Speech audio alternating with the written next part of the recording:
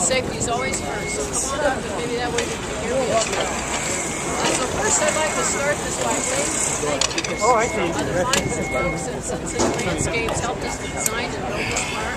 I'd like to extend our thanks to them. And then Doug and Matt Beer Camp. You guys here? Still, guys, down, please. Where are they?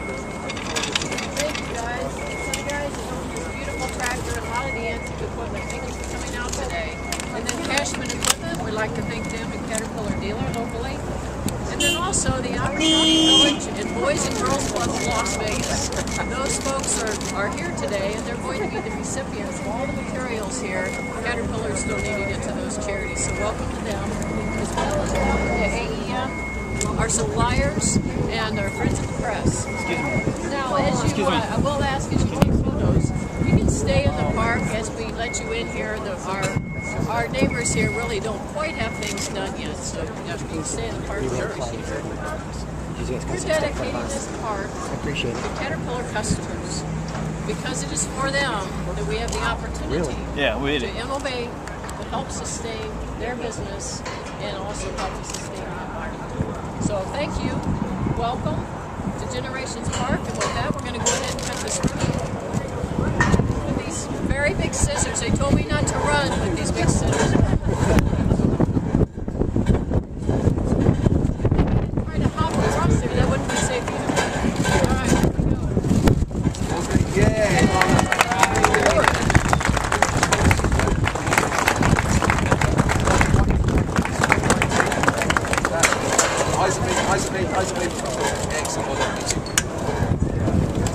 Well, at least we got that one. Distance of audio, and if you can't hear, just move in a little bit.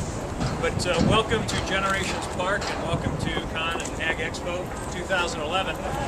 I'm John Disharoon, and I have the Sustainable Development team at Caterpillar. And essentially what we're all about is leveraging technology and innovation to help our customers operate more efficiently. That's a lifelong, long-term project that Caterpillar is really involved in. It goes back really since the inception of the company. And we have two areas of focus. The first one is within the four walls of Caterpillar, and how we can reduce our own environmental footprint while we increase our production and make sustainable progress possible at Caterpillar.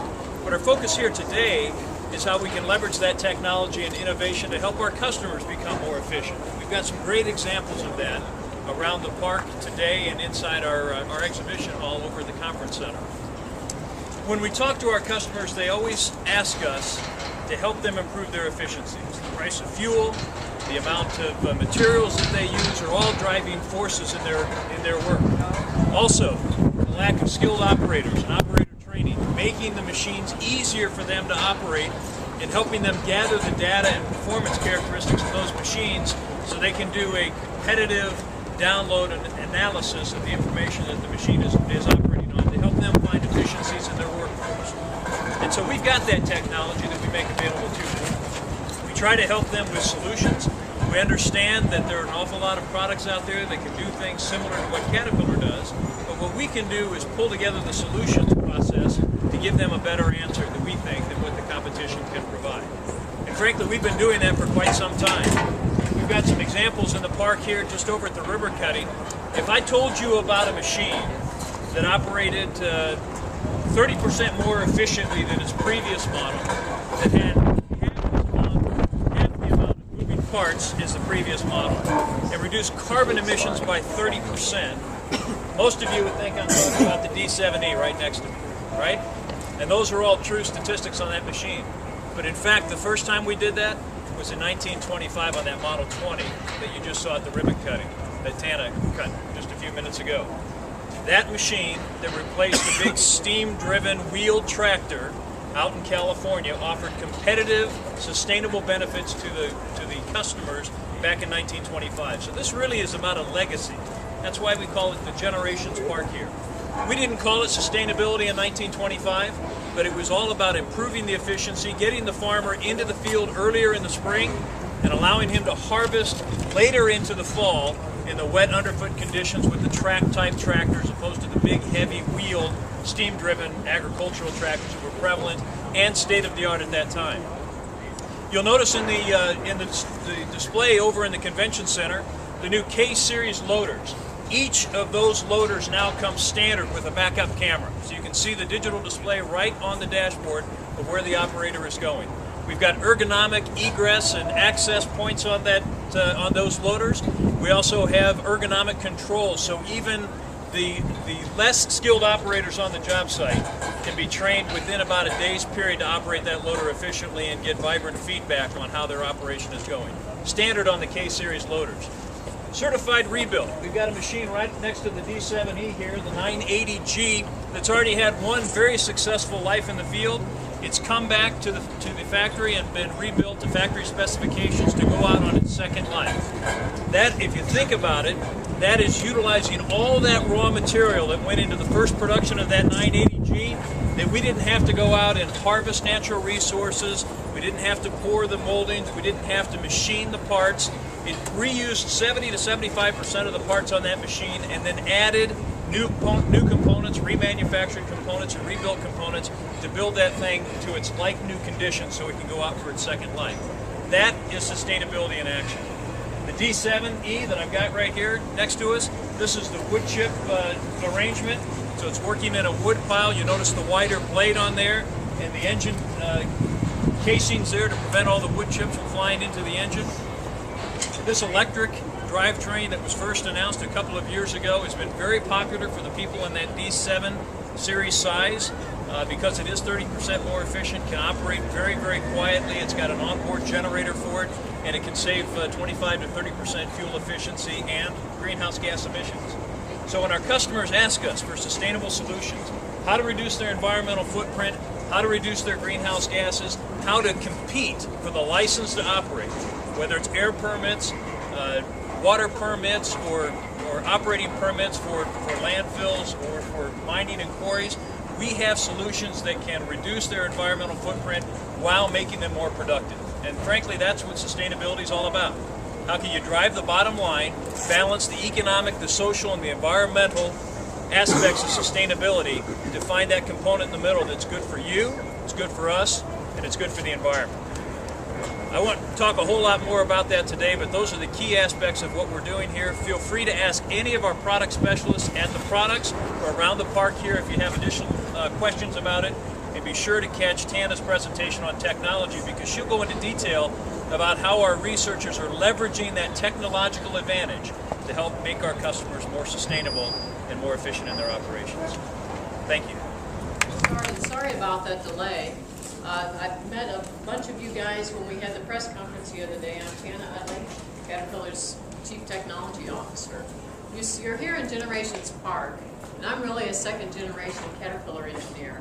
My dad worked here before me, and he held several patents in the areas of machine design and transmissions.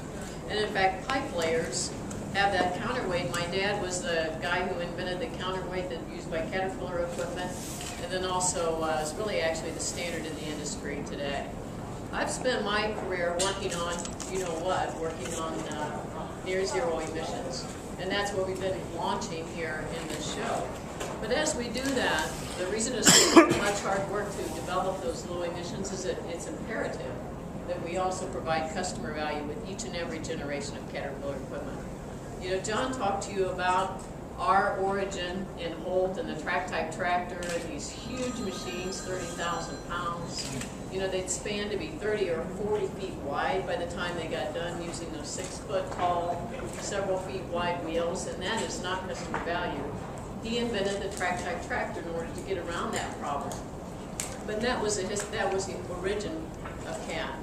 But he didn't stop there, because he still had the power density problem to solve. Back then, those big machines had less than 100 horsepower.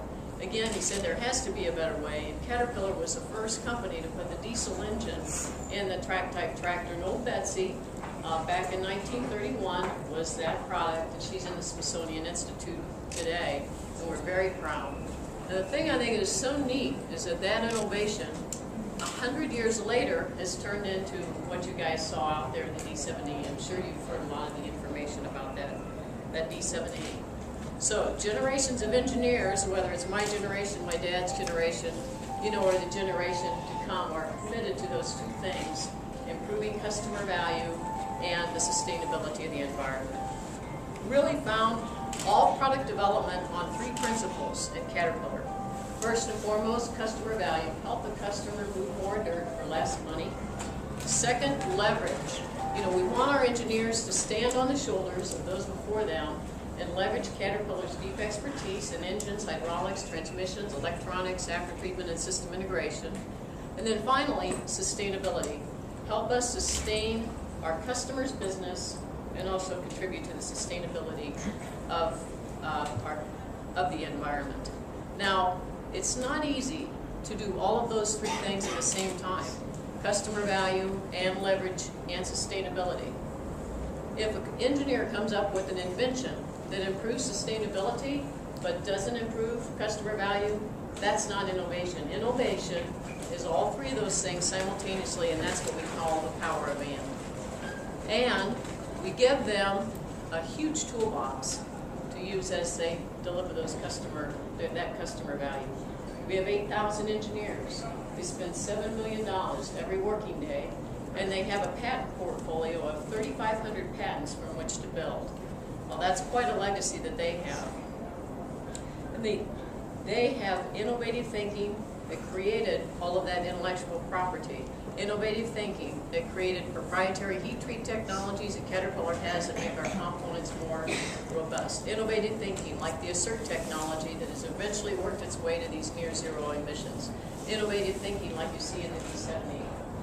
Now, the engineers love to think about the future and live in the future, but we recognize that our customers also are living with our past. And our past goes back pretty far. Our customers are living with machines 10 and 20 years old.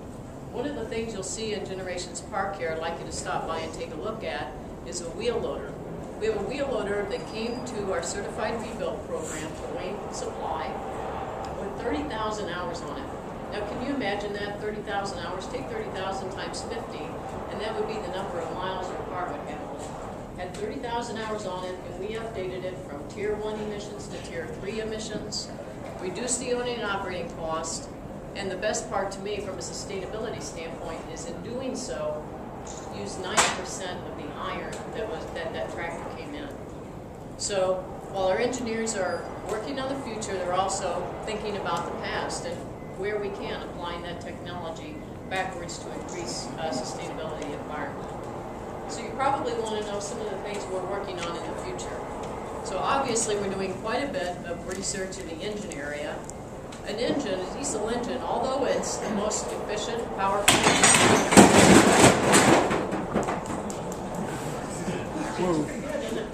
Did you guys plan that just for me? We're working on shelving brackets. It was supposed to be a little bit later that happened. Oh well. Anyway, the diesel engine's really only 40% efficient. So we're looking at higher firing pressures, higher injection pressures, different kind of rate shaping for the fuel injection system. We're looking at alternative fuels because we know that one of these days we're going to be in a carbon-constrained world, and we're looking at solutions. And although we love our 8,000 engineers and all that money they spend, we know that not all of the best minds are working at Caterpillar. There's also some excellent minds in other industries and also out there in the national labs. In fact, we have a participation in something called the Energy Technologies Institute, and that's a consortium of companies in the UK, Caterpillar's one of them, and the British government, in which we are striving to find ways to reduce greenhouse gas emissions. But rest assured, as Caterpillar does that, we're going to bring them back to those principles, leveraging what we have, sustainability, and then most importantly, customer value. You see wheel loaders at the show. You know, engineers look at the world through a lens of energy, taking the energy and the fuel and turning it into useful work. So when we look at a medium wheel loader, and one thing we do, or any machine, is understand the losses. There are a lot of losses in the drivetrain of those cycling machines. So we're looking at different transmission technologies to try to reduce those losses and make those machines easier to operate. So one form of future technology we're looking at in the transmission area is continuously variable transmissions. Really, the electric drive in the D70 is a CVT, and you can see a CVT we're considering for wheel loaders and other machines out here as well, so other kinds of CVT technology. hydraulic excavator, very popular machine in construction and has actually become predominant in some industries. You study the energy usage of that, over 50% of the energy that is consumed by hydraulic excavator is lost in the hydraulic system itself. So Caterpillar is going back to fundamental design of the architecture of a hydraulic system. By architecture, I mean the way the components are put together. So we're looking at that architecture. Are there different ways we can put the components together to make an inherently more efficient system? And we're studying the losses in that system. We're studying the losses in each and every one of those components. What can we do to bring that component efficiency up? What can we do to reduce parasitics? What can we do to capture the energy that's lost in the hydraulic excavator system? So that research program is underway. When we talk to our customers, they don't want to hear all the gory details about the hydraulic system and those kinds of things. One thing we hear from them is that one of the biggest inefficiencies on the work site is actually the productivity of the operator. And so, I think if you talk to some of our customers and say, well, what could you do to make your business more effective? You'd say, gosh, if I could just get everybody to drive like Joe. Joe really knows how to operate a wheel loader.